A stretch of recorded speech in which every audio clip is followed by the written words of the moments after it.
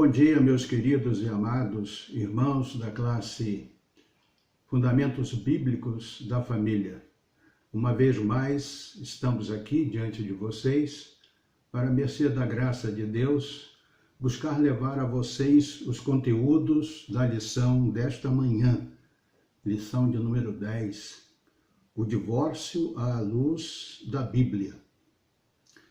Não sem antes, uma vez mais, parabenizar, nos congratularmos com o nosso querido irmão Alexandre e a irmã Kelly pela chegada da Ana Luísa. Que vocês, em todo o tempo, sejam capacitados por Deus para cuidarem desta joia preciosa que chegou para que vocês pudessem estar ensinando-lhes os primeiros passos e, obviamente, ao longo da caminhada com ela, possam estar ensinando-lhe a ser uma serva de Deus.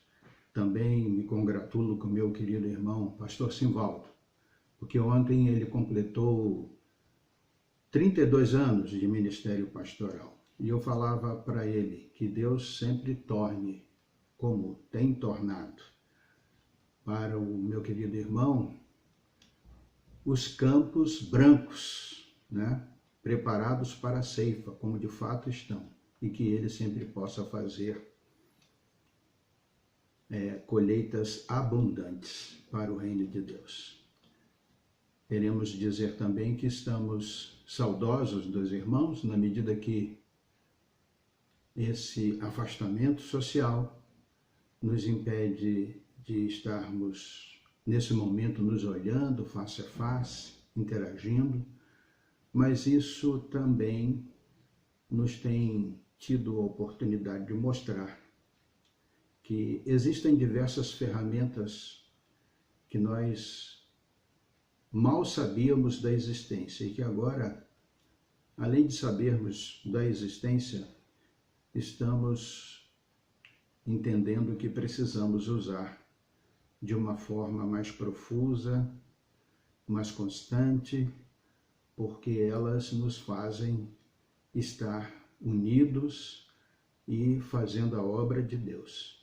Eu queria aproveitar o momento para dizer que sinto a falta de que tenhamos um grupo, pelo menos um grupo no WhatsApp, para que possamos trocar ideias, trocar impressões, pedir para vocês fazerem alguma coisa, enfim, interagirmos, como deve ser a relação entre os professores e os alunos, Isso nos fará certamente mais próximos. Como nós teríamos alguma dificuldade em obtermos o telefone de todos, eu gostaria que, de uma forma mais rápida, vocês pudessem anotar o meu telefone e mandarem os seus números, e certamente aqueles que enviarem seus números estarão aderindo ao grupo, e nós então criaremos um grupo. Eu só não tenho condições de, nesse momento, fazer a gestão desse grupo, se entre nós, entre vocês que estão nos ouvindo, existir alguém que tenha essa possibilidade, que o faça, que se apresente como gestor do grupo, como administrador do grupo.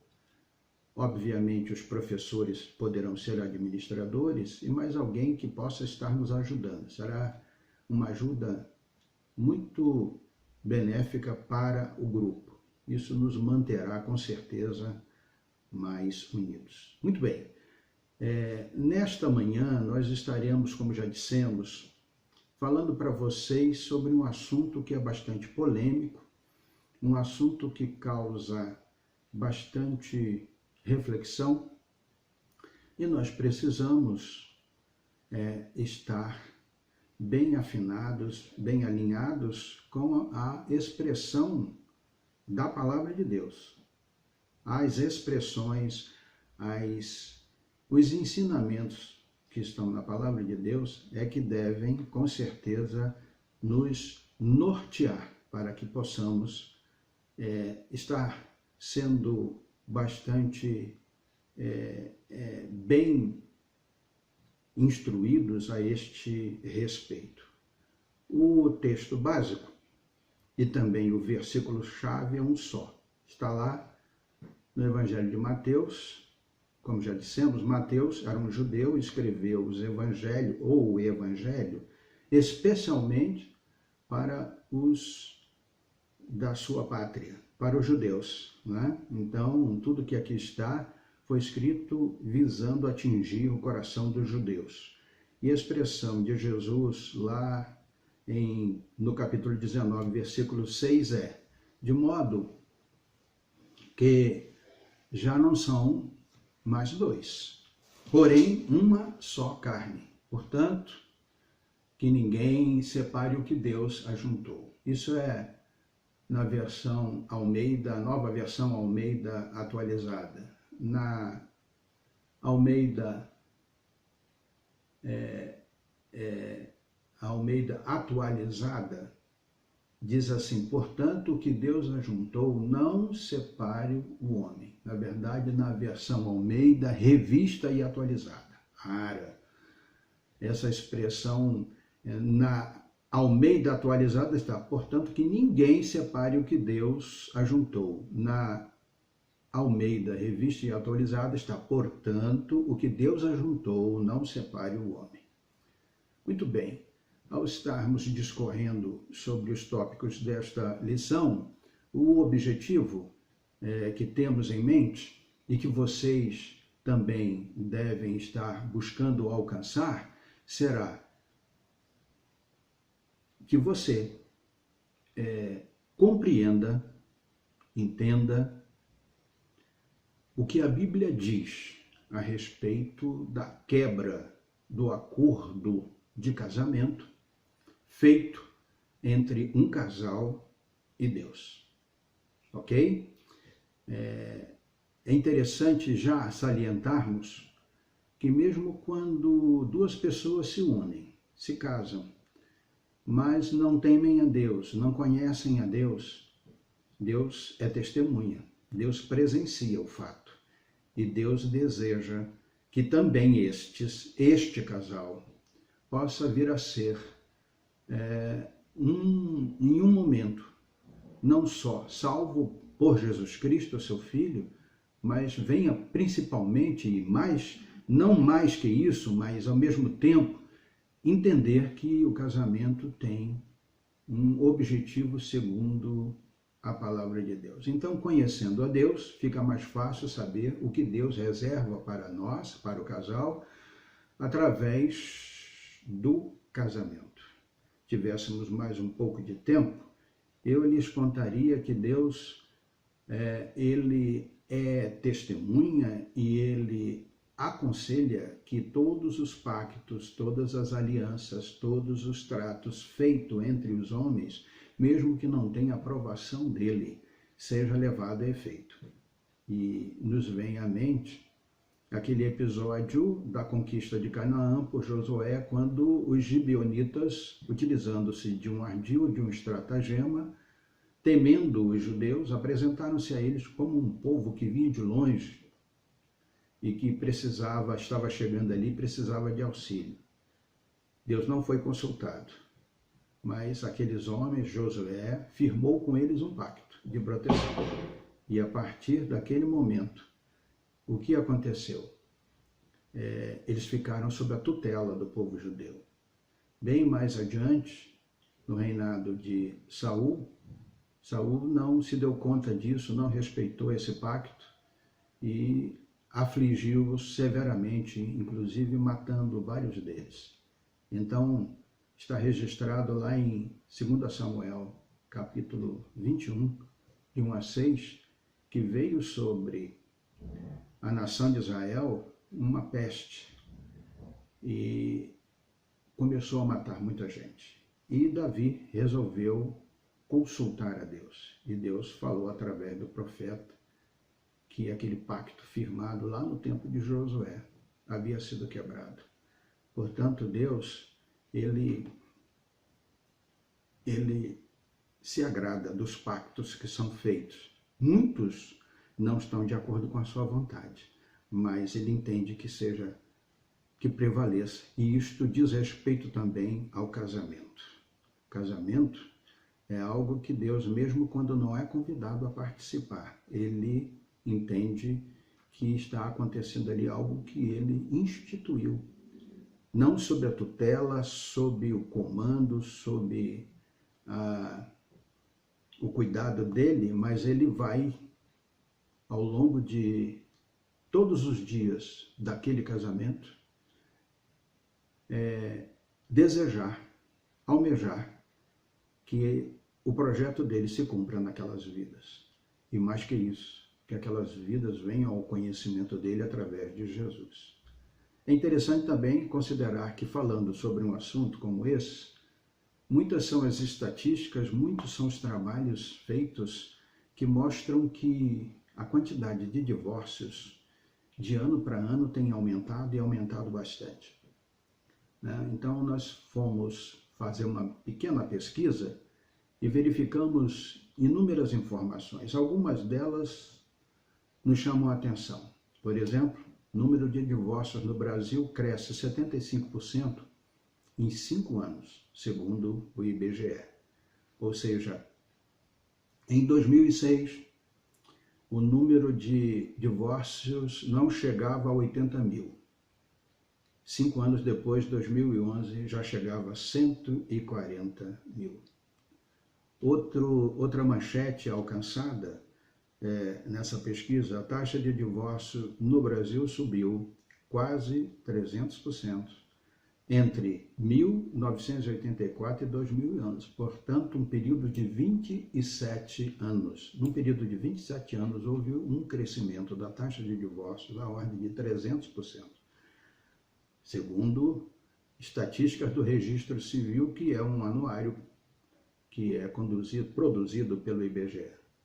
Mas não só no Brasil, na Europa, em todo o mundo isso acontece. E na Europa eu peguei um país que muito se destacou. Em 1960 foi feita uma pesquisa e em cada 100 portugueses, 1,1% se divorciava. Quer dizer, vamos dizer aí, contas redondas, um apenas se divorciava a cada 100, 99 permaneciam casados. Isso foi em 1960, decorridos 57 anos, portanto, em 2017, esse número saiu de 1,1% e foi a 64,2%. Ou seja, a cada 100 portugueses, 64 se divorciavam e, portanto, 26 permaneciam casados. Para vocês verem, isso na Europa toda. O mundo todo entende, certamente, em função das mudanças de cunho social, as mulheres se tornaram independentes, porque cada um agora, ou a grande maioria, se tornaram mais independentes, portanto têm trabalho, não é? Então isso recrudesceu bastante. E não só isso, a facilidade, porque há muitos anos atrás se falava em desquite, e se tinha vergonha de dizer, a pessoa dizer, qual o seu estado civil? Desquitado.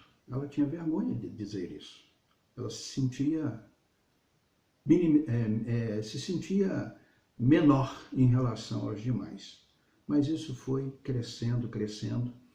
Eu lembro que há muitos anos atrás existe um político, Nelson Carneiro, que era deputado federal, aliás, foi deputado federal ainda pelo estado da Guanabara, que depois veio a ser Estado do Rio de Janeiro. O Estado da Guanabara foi um estado criado logo após o Rio de Janeiro, a cidade, deixar de ser o Distrito Federal. Portanto, ele foi deputado federal já desde aquela época. E ele notabilizou-se por poder estar lutando pelo divórcio.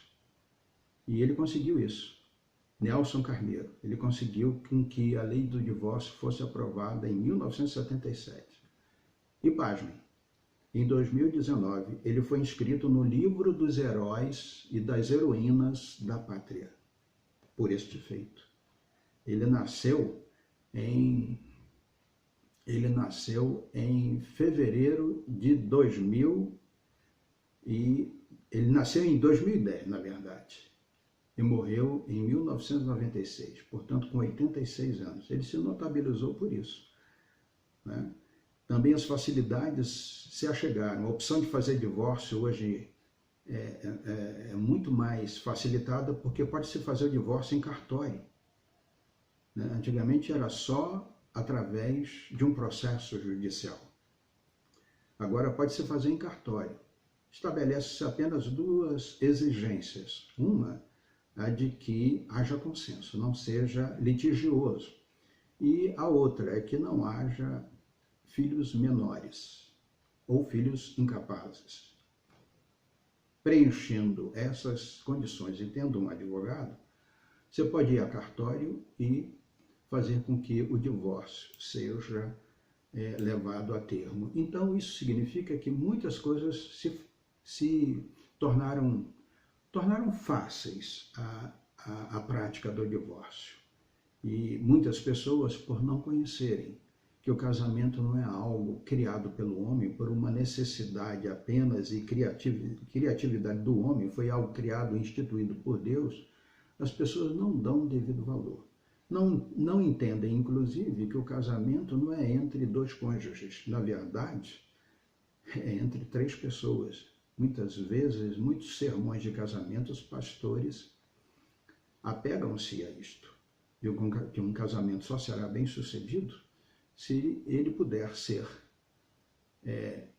ele existir a partir não dos dois, mas de três pessoas, né?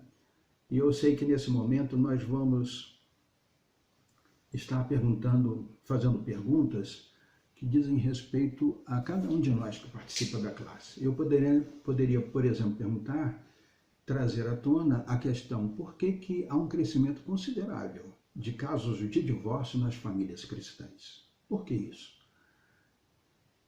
Nós sabemos que nas igrejas existem pessoas divorciadas. Aliás, na nossa classe, eu não sei exatamente se existem, mas eu me lembro que há 2 aulas atrás, o nosso professor, irmão Alexandre, falava-nos de que, ao fim de uma aula, uma pessoa se aproximou dele e disse que era viúva e que esperava que nós falássemos, que houvessem mensagens especiais para as viúvas, que nós atendêssemos também. Então eu sei que na nossa classe nós temos casados, nós temos pessoas casadas que certamente, possivelmente estão passando por conflitos, nós temos pessoas que são divorciadas e que possivelmente se divorciaram antes de virem a ser cristãs ou depois de serem cristãs.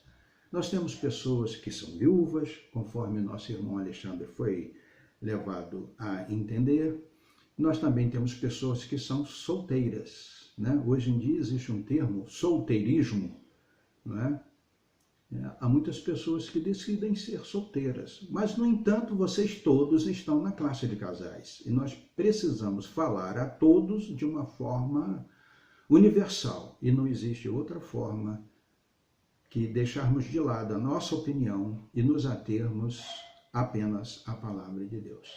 E por isso eu dirijo essas palavras a vocês e mais uma vez eu digo, meu telefone para que nós possamos constituir um grupo, e eu vou repetir, 98130-2800.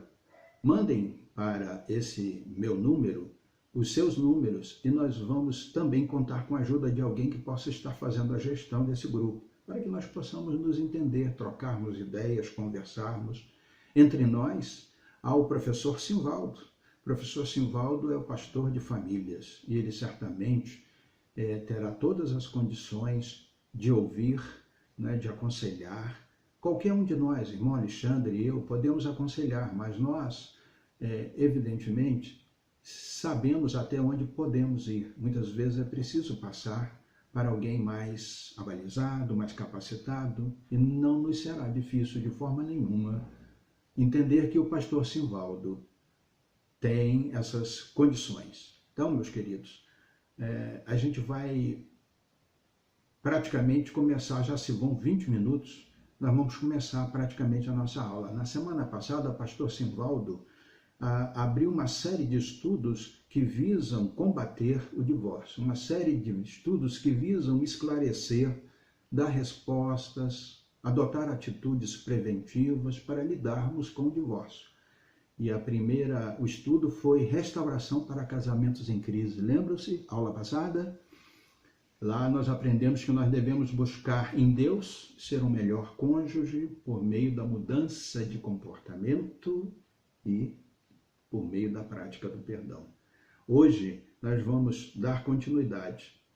O plano de Deus para a família, ele é belo, né? E o que acontece? Muita gente deseja participar ativamente deste plano, né? Usufruir plenamente. E aí, para que isto aconteça, é necessário que nós estejamos expondo claramente as Escrituras, né? Para que assim todos possam experimentar o tipo de intimidade, o tipo de amor, que apenas o casamento bíblico pode proporcionar aos cônjuges. É triste constatarmos, como vimos através das estatísticas citadas acima, que isto muitas vezes não vai a bom termo. Esses relacionamentos conjugais muitas vezes se rompem e ficam aquém do ideal bíblico.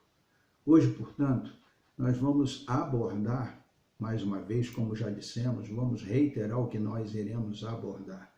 Nós vamos abordar a compreensão sobre o que a Bíblia diz a respeito do acordo de casamento feito entre um casal e Deus. Segundo o dicionário, divórcio é a interrupção legal do casamento, geralmente efetuada na presença de um juiz. Quer dizer, divórcio é a separação daquilo que Deus uniu. Lá no Velho Testamento, nós temos no último livro do Pentateuco, que é o livro a segunda lei, que eles chamam a segunda lei, a repetição da lei. Esse assunto é tratado lá no capítulo 24, né? Nos 4 primeiros versículos.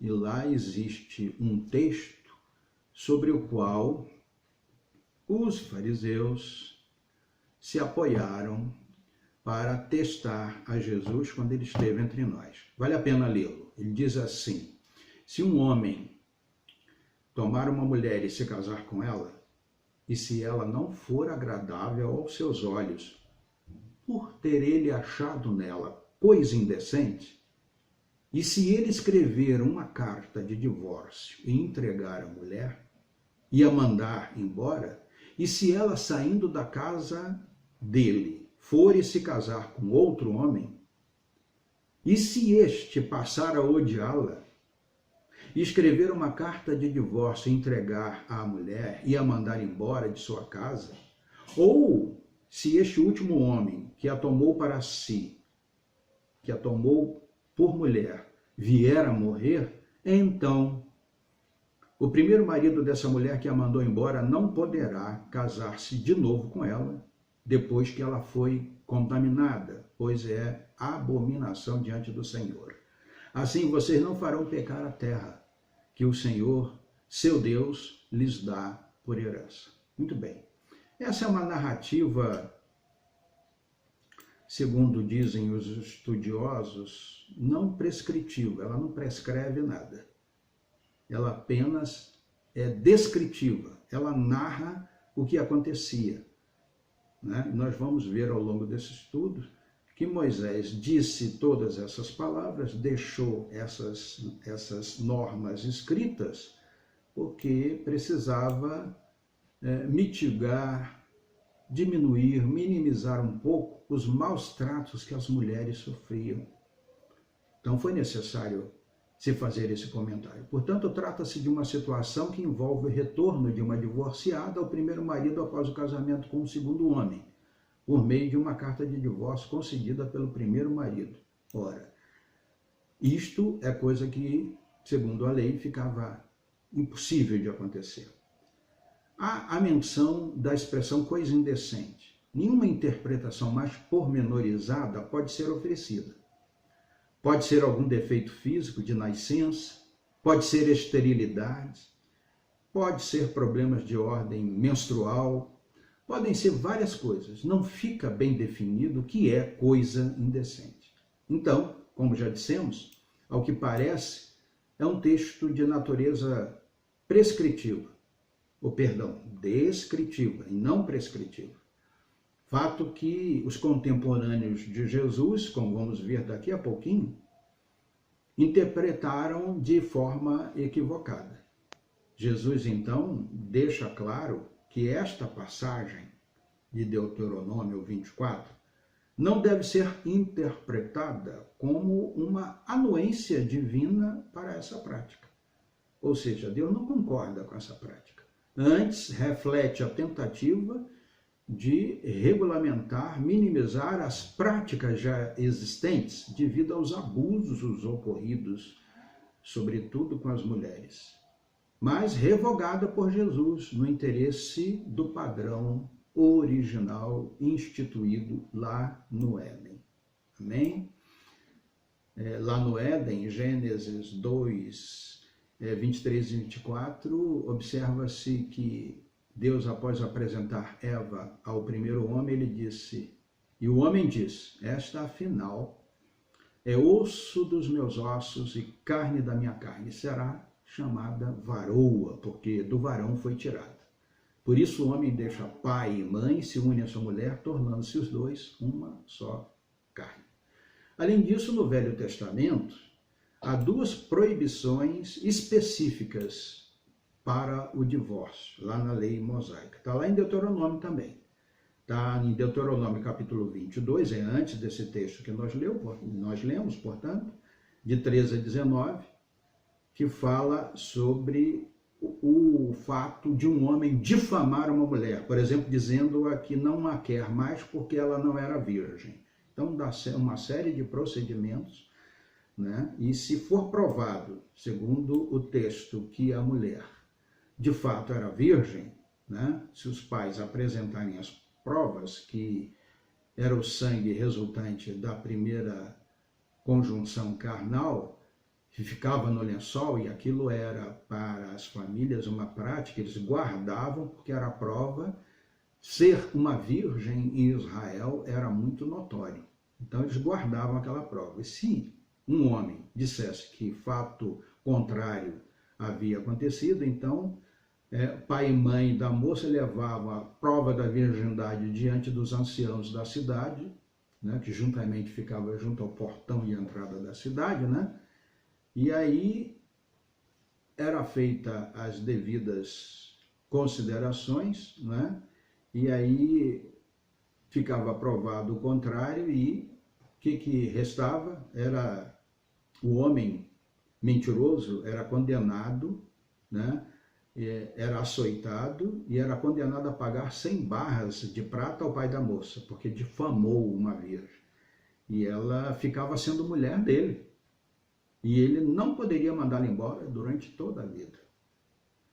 Há um outro texto, que também está lá em Deuteronômio, desta feita nos capítulo 22, mas nos versículos 28 e 29, que fala sobre fornicação.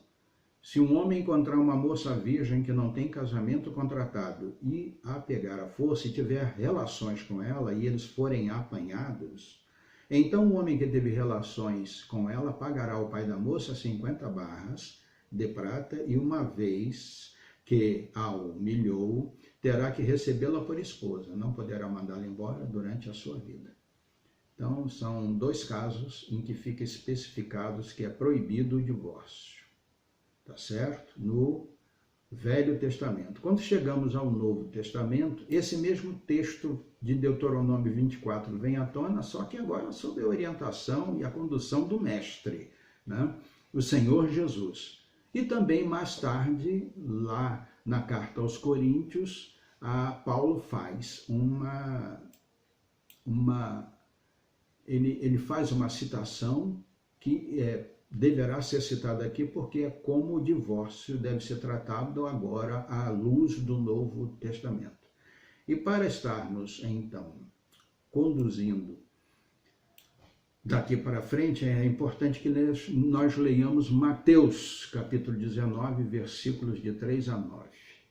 Mateus 19, versículos de 3 a 9. Diz assim: alguns fariseus se aproximaram de Jesus e, testando-o, perguntaram: é lícito ao homem repudiar a sua mulher por qualquer motivo?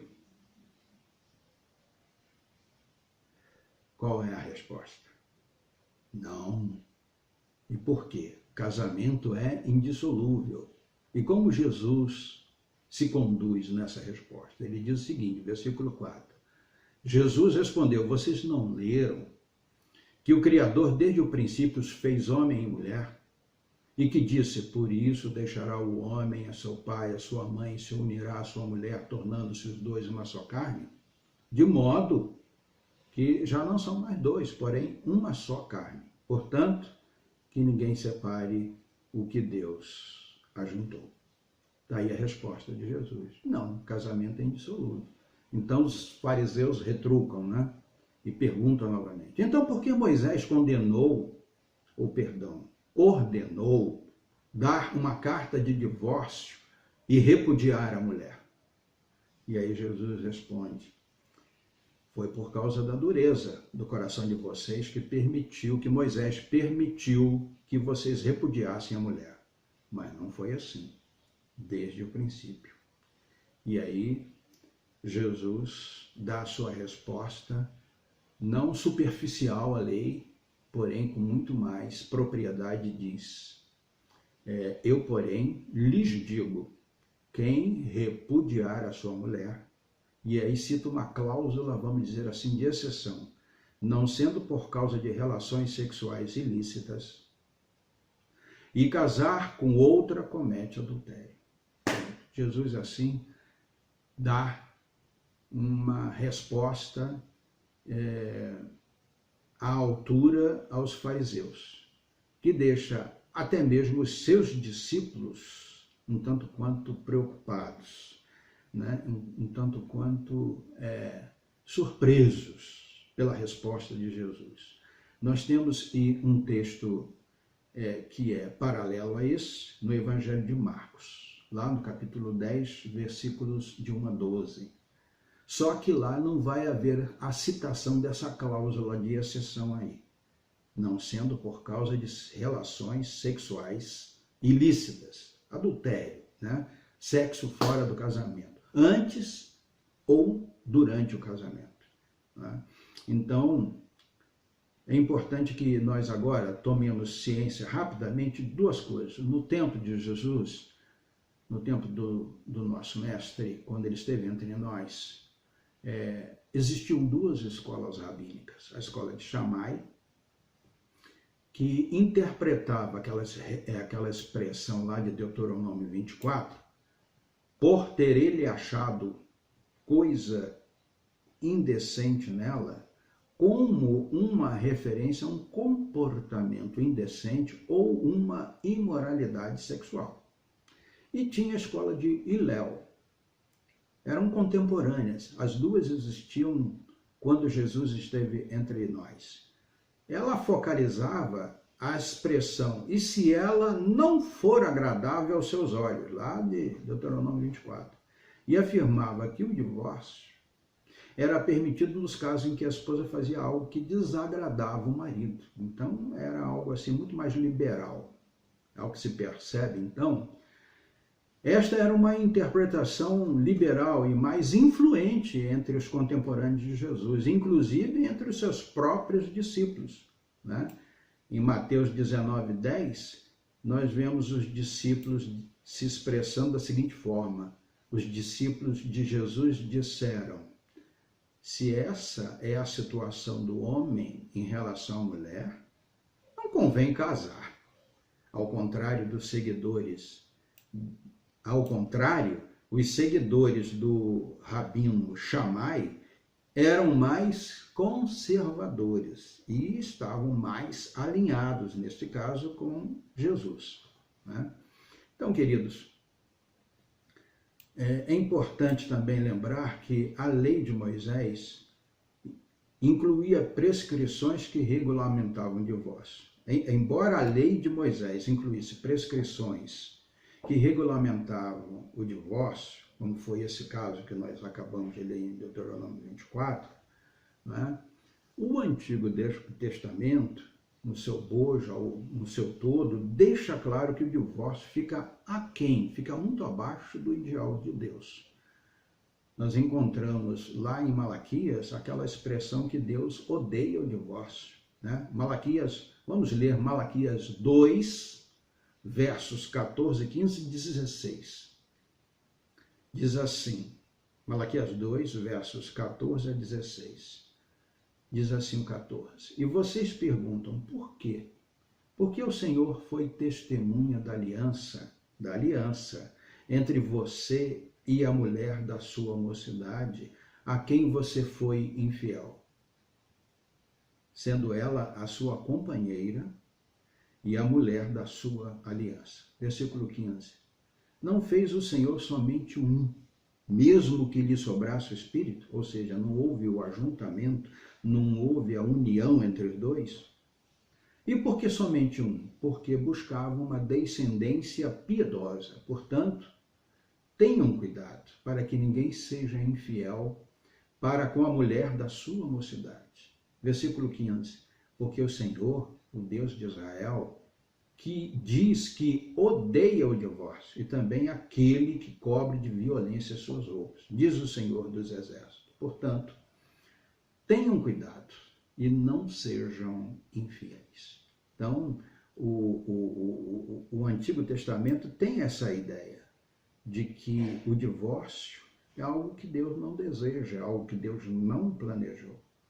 Então, por causa disso, diante daquela pergunta dos fariseus, Jesus levou os seus ouvintes, tanto fariseus quanto os discípulos, de volta ao princípio, lá no Gênesis, e lembrou-lhes de que Deus havia criado os seres humanos, homem e mulher, lá é registrado em Gênesis 1, 27, e estipulados que, ao se casar, o homem deixasse pai e mãe e se unisse à sua esposa. Está lá em Gênesis 2, 24. Como se unisse à sua esposa como uma só carne.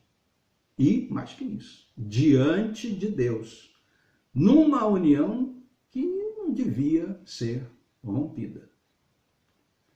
Tá certo? Então, vale a pena até lembrar o texto também correlato, o texto paralelo de Marcos, que diz: e aproximando-se alguns fariseus o puseram à prova. E aí repete-se a mesma passagem, só que descrita de outra forma. E aí Jesus responde, os fariseus perguntam, é lícito repudiar a mulher? Jesus responde, o que foi que Moisés ordenou a vocês? E eles disseram, Moisés permitiu que escrevêssemos uma carta de divórcio e repudiássemos a nossa mulher. Mas Jesus lhe disse, foi por causa da dureza do coração, mais uma vez ele bate, que Moisés deixou escrito este mandamento. Eu, porém, melhor, não ele, Jesus, mas porém, desde o princípio da criação, Deus os fez homem e mulher. Por isso deixa, versículo 7, o homem, o seu pai e a sua mãe, e se une à sua mulher, tornando-se os dois uma só carne, de modo que já não são mais dois, porém uma só carne. Entretanto, versículo 9, portanto, melhor dizendo, versículo 9, que ninguém separe o que Deus ajuntou. Aí o que acontece? Em casa, versículo 10, os discípulos voltaram a fazer perguntas sobre esse assunto. E Jesus lhes disse, quem repudiar sua mulher e casar com outra, comete adultério. Contra aquela, a expressão de Jesus, comete adultério contra aquela.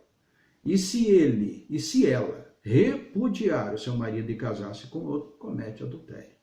Então, só não foi citado aqui, em Marcos, a cláusula de cessão, que abre a condição para que o divórcio aconteça se houver imoralidade sexual, né? Tá certo, irmãos? Muito bem. Continuando a nossa explanação, né? Fica claro, né, que a reação dos ouvintes de Jesus para ficou claro para os ouvintes de Jesus, para eles, que as estipulações mosaicas, a lei de Moisés, havia suplantado os propósitos originais de Deus na criação. Que outro motivo, portanto, haveria para que o divórcio viesse a ser regulamentado no Código Civil de Moisés? Mas aí a gente está rebatendo o assunto, porque eles achavam que estava tudo muito bem delineado, muito bem combinado, era só dar carta de divórcio, né, para a mulher e repudiá-la. Mas Jesus vai, mais uma vez, eu faço questão de repetir isso, de bater nisso, Jesus afirma que os estatutos mosaicos, a lei de Moisés, foram introduzidos não para substituir o plano original do Criador, mas apenas para reconhecer a realidade da dureza do coração. Perfeito? Eu achei interessante também aqui me reportar ao texto de Mateus, capítulo 5, lá no Sermão do Monte. Lá no Sermão do Monte, retratado capítulo 5 lá de Mateus, Jesus também se refere a essa mesma condição. E cita a cláusula de exceção também. Só que antes, nós não vamos ler exatamente os versículos 31 e 32. Nós vamos ler a partir do 27. Porque a partir do 27, Jesus já mostra para os ouvintes lá no Sermão do Monte que desejos ilícitos no nosso coração revelam o quê? Um coração infiel.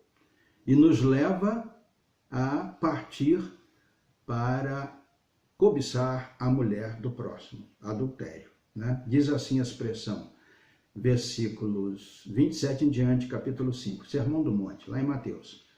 Vocês ouviram o que foi dito, não cometerás adultério. Eu, porém, lhes digo que todo o que olhar para uma mulher com intenção impura, já cometeu adultério com ela no seu coração.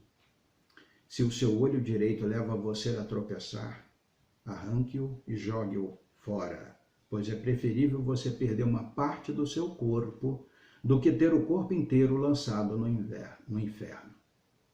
Amém? E se a sua mão direita levar você a tropeçar, corte-a e jogue-a fora, pois é preferível você perder uma parte do seu corpo do que o corpo inteiro ir para o inferno. Aí Jesus expressa, também foi dito, aquele que repudiar sua mulher deve dar-lhe uma carta de divórcio. Eu, porém, lhes digo, quem repudiar a sua mulher, exceto em caso de relações sexuais ilícitas, cláusula de exceção, a expõe a se tornar adúltera, e aquele que casar com a repudiada comete adultério. Veja, esse conflito conjugal revela o quê? Coração infiel. Verdadeiramente, o nosso coração toma parte de tudo. Mais adiante, o que mais diz Jesus no Sermão do Monte? Versículo 33. Ele vai falar sobre votos. Os votos revelam um coração infiel. É só nós não cumprirmos, né? Veja lá o que diz. Vocês também ouviram que foi dito aos antigos. Não faça juramento falso, mas cumpra rigorosamente para com o Senhor o que você jurou. Eu, porém, lhes digo, não jurem de modo nenhum, nem pelo céu, por ser o trono de Deus, nem pela terra, por ser estrado dos seus pés, nem por Jerusalém, por ser a cidade do grande rei. Não jure pela sua cabeça, porque você não pode fazer com que um só cabelo fique branco ou preto.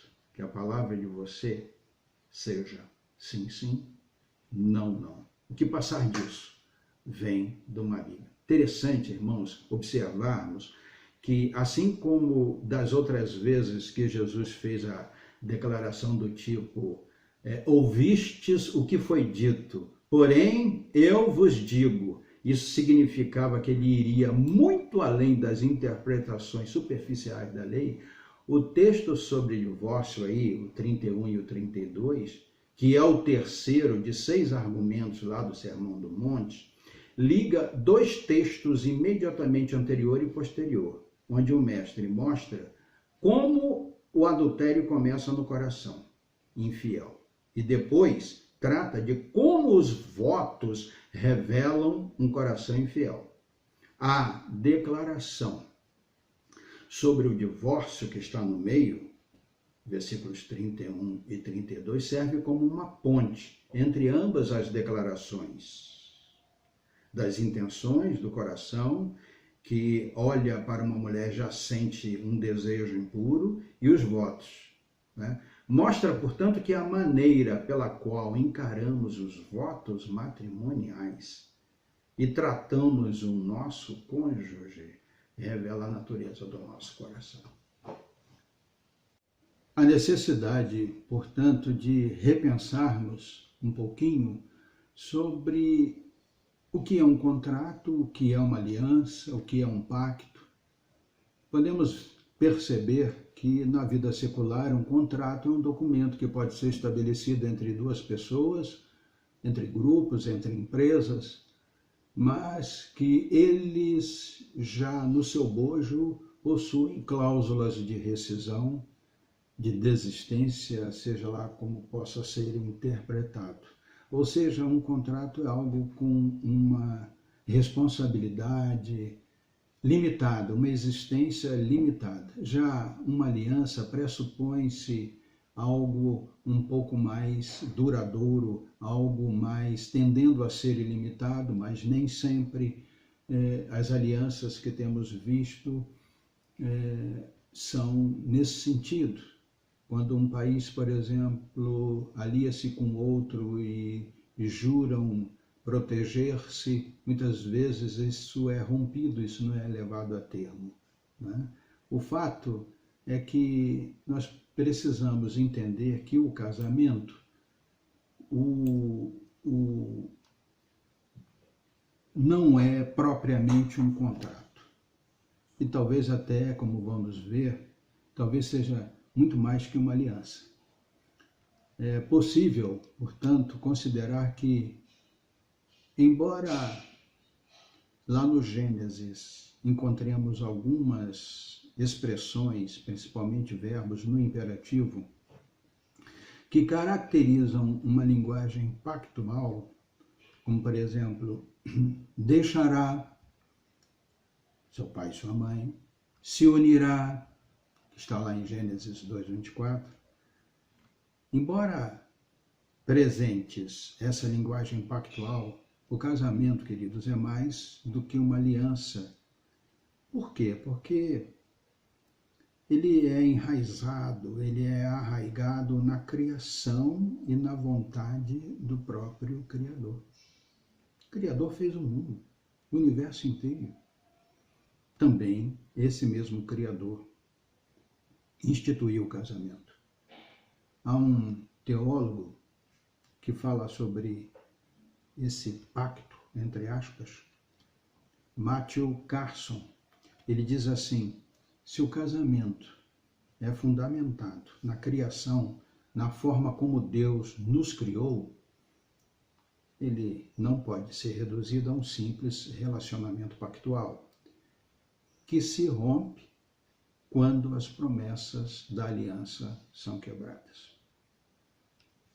Amém? Isso é uma verdade profunda. É verdade que a instituição do casamento se deu antes da queda do homem, né? E essa instituição foi claramente afetada pela queda do homem, pelo pecado. Lá em Gênesis capítulo 3.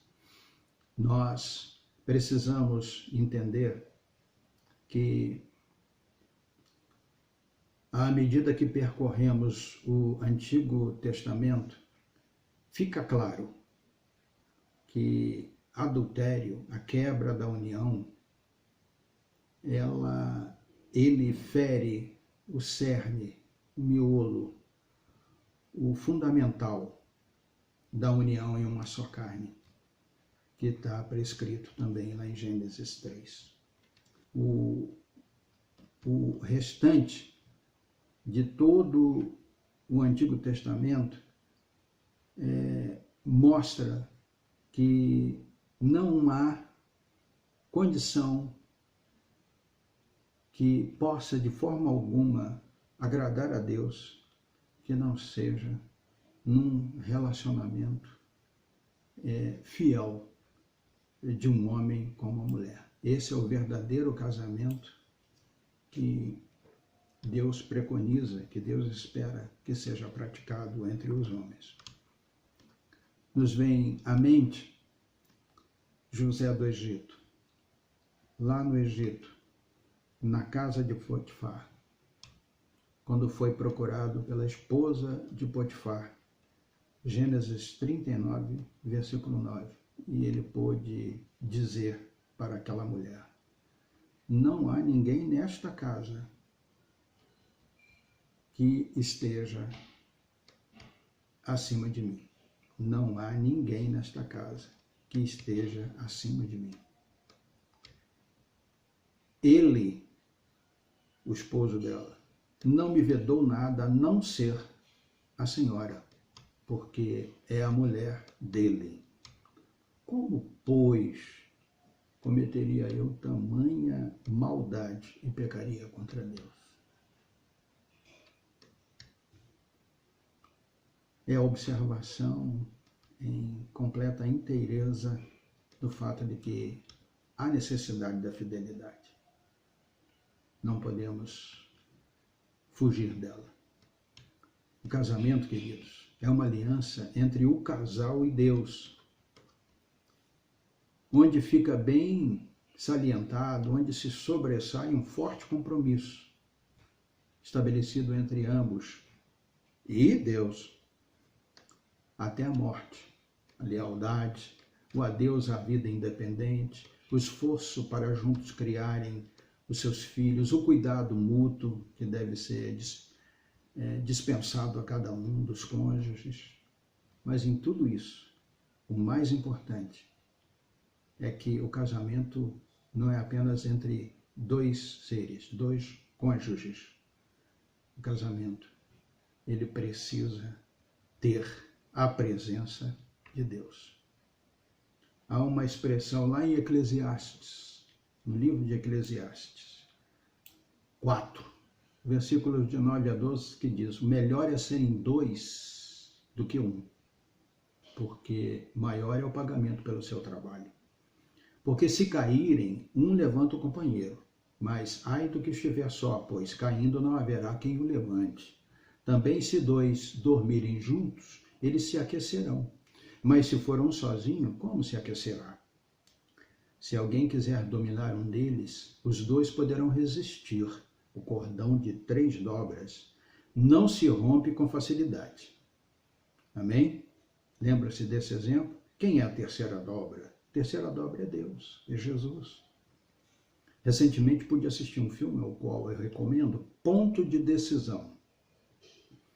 Um casal casou-se, evidentemente, o casal se uniu e tempos mais tarde começaram a demonstrar uma série de dificuldades.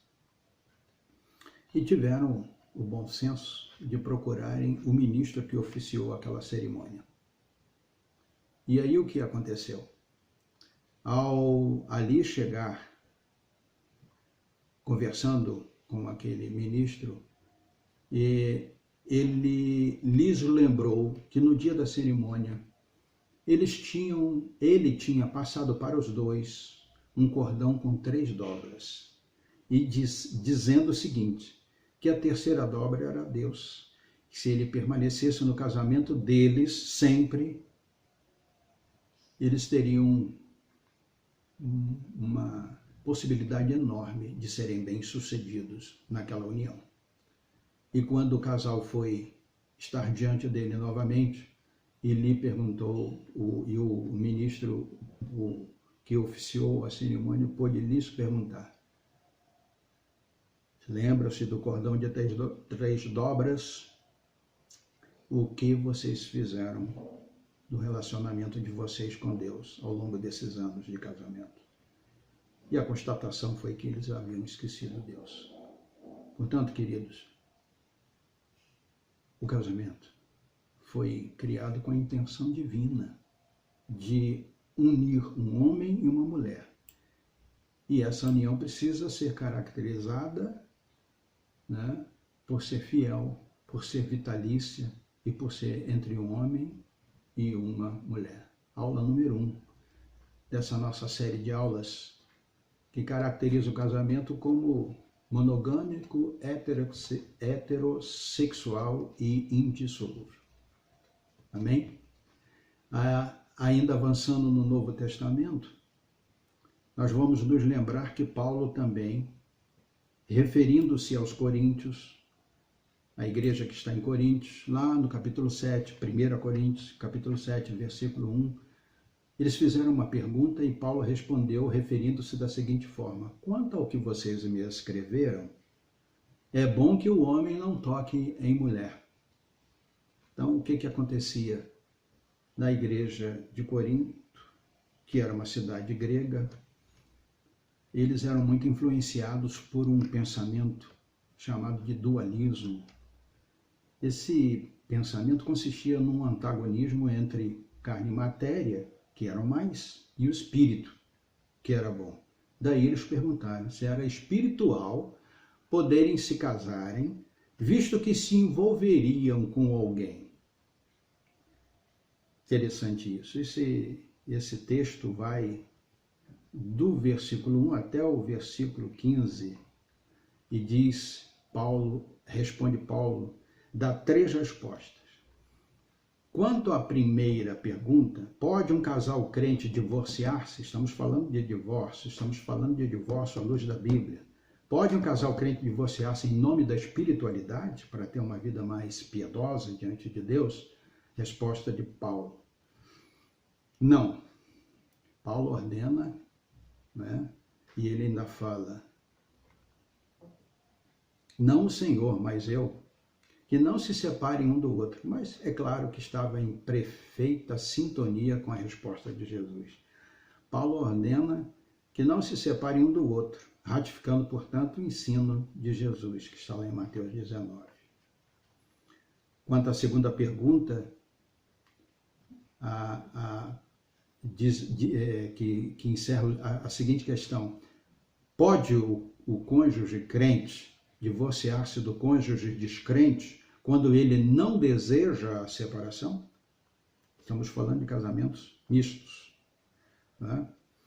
Resposta de Paulo: não, também não pode. Paulo ordena que não se separe caso o marido descrente queira permanecer casado. E ele diz mais: um salvo pode ser espiritual e pode servir a Deus mesmo tendo um cônjuge incrédulo.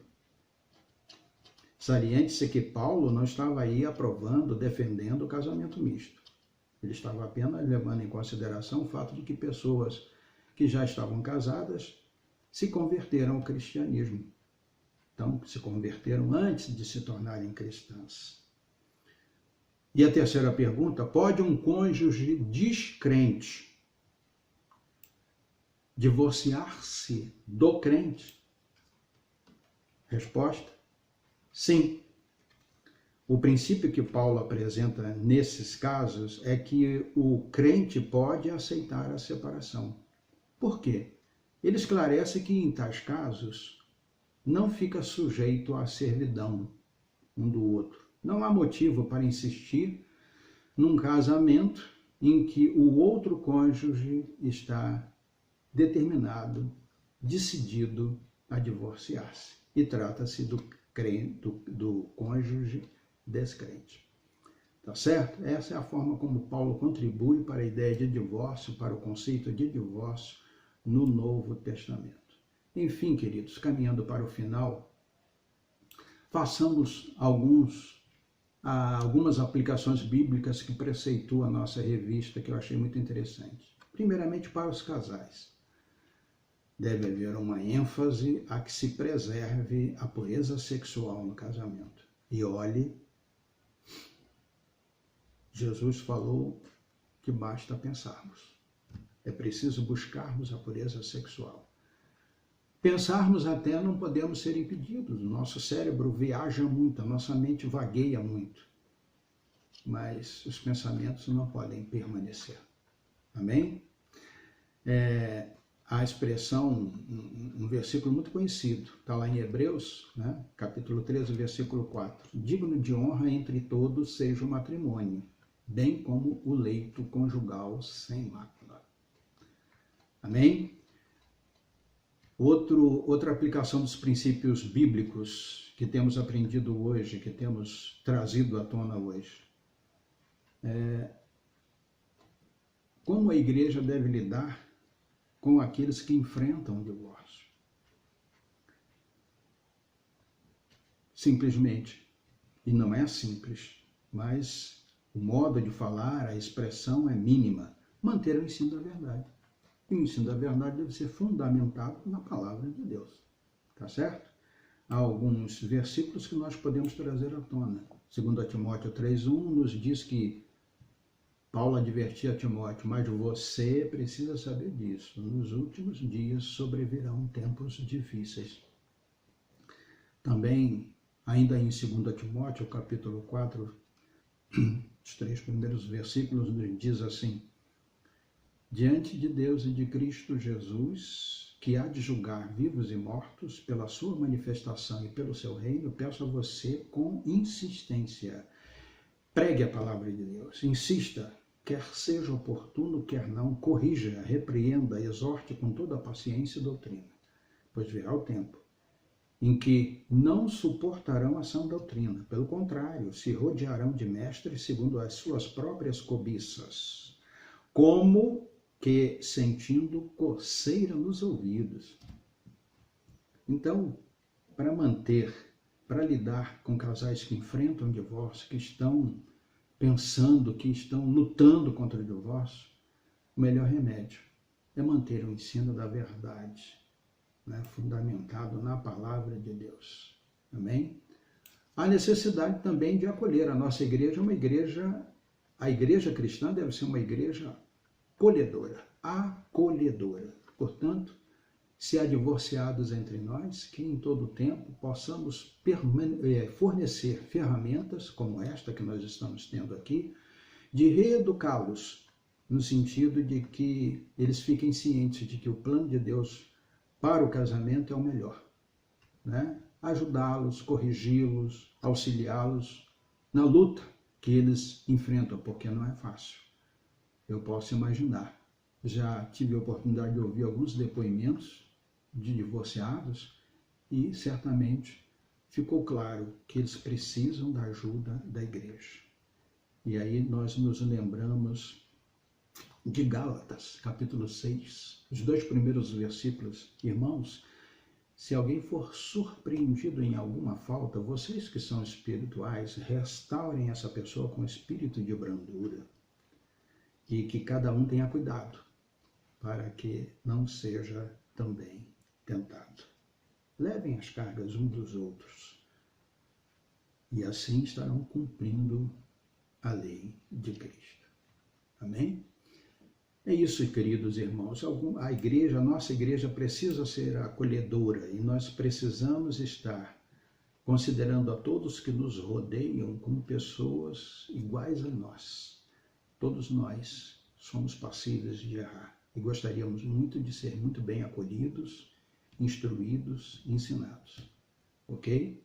Amém? Eu queria ainda mais deixar para os queridos irmãos que a Bíblia, a palavra de Deus, as Santas Escrituras ensinam que o casamento deve ser para toda a vida, certo?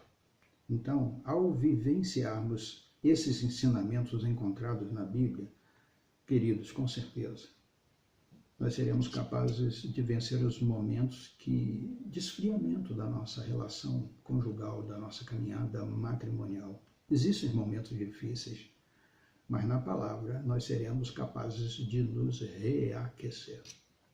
Nós também seremos capazes de demonstrar para o nosso cônjuge o amor ágape, e não o amor filéu, e muito menos o amor eros, que são apenas componentes. Mas o amor ágape é aquele amor com quem temos sido distinguidos pelo nosso Deus. E é esse amor que nós devemos retribuir para o nosso próximo. E o nosso cônjuge, com certeza, é o nosso próximo mais próximo. E nós, ao nos mantermos fiéis à palavra de Deus, seremos capazes de honrar a nossa aliança matrimonial, queridos. Seremos capazes de honrar a nossa aliança matrimonial, feita diante de Deus como resultado do nosso compromisso com o nosso casamento, assumido, como já disse, diante do altar de Deus. Ele com certeza não nos desamparará, mas nos permitirá sermos bem-sucedidos. Amém? Vamos fazer uma coisa que não fizemos no início. Vamos orar, vamos agradecer a Deus. Pai querido, Pai de amor, Pai de infinita misericórdia, nós te agradecemos. Nós te agradecemos porque enquanto preparávamos esta lição, nós aprendemos, reaprendemos, não podemos nos cansar de aprender que esta instituição maravilhosa que o Senhor criou e que hoje vivenciamos precisa ser mantida a todo custo. E nós queremos te pedir, ó Deus, que o Senhor complemente no coração de cada um dos teus servos que puderam compartilhar conosco nesta manhã estes ensinamentos. Que o teu Santo Espírito complemente, complete, ó Deus, que as dúvidas porventura existentes possam vir à tona, que nós possamos nos relacionar, possamos, ó Deus querido, estarmos nos afetando mutuamente, com palavras, com atitudes, com coração sábio, sabendo ouvir, sabendo respeitar, sabendo entender, ó Deus, mas sobretudo, sabendo interpretar adequadamente, corretamente a tua palavra, que, segundo o salmista, é luz para o nosso caminho. A tua palavra é lâmpada para os nossos pés. A tua palavra é para nós o alimento principal, pois que não temos só corpo, nós temos espírito, alma, e nós precisamos ser alimentados para resistirmos ao dia mau. Abençoe a todos os casais da nossa igreja, abençoe a todos os alunos, abençoe a nós, professores. Toma-nos em suas mãos e nos conduza para a glória do teu santo nome. Em nome de Jesus. Amém. A necessidade, portanto, de repensarmos